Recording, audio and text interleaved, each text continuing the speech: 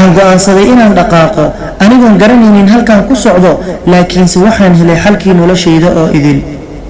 markaan maqlay aayadda qur-aanka ee leh nabi allow waxaad ku tiraahdaa addoommadeyda ku xadgudbay naftooda ha ka quusanina naxariista eebbe waa kan dhaafa dembiyada dhammaantood waana dembi dhaaf badane weliba naxariis badan waa aayadda 53aad suuratu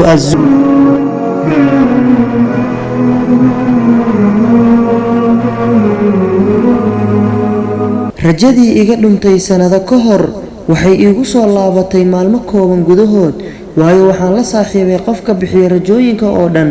oo ah Allah subxaanahu wa ta'ala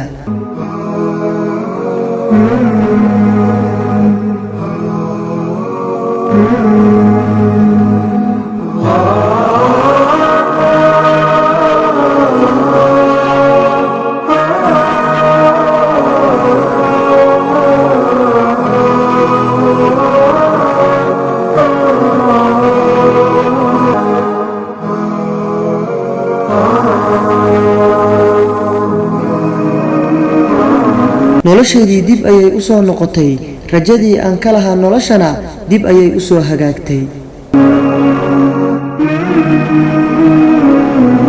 xaqiiqatan markaan soo galay beedka alle waxaan dareemay naxariis iyo nasteexo weyn kalaamka allana wuxuu ii noqday wehelka koowaad iyo saaxiibka kaliya ee leeyahay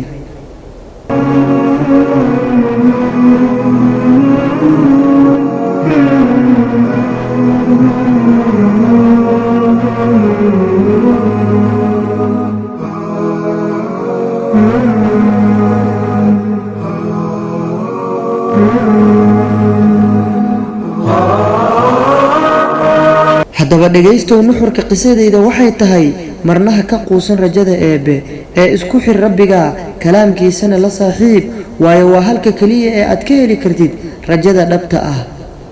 markastana ogow inaad leedahay Allah subxaanahu wa ta'ala oo aanan ku dayacaynin garabkaagana taagan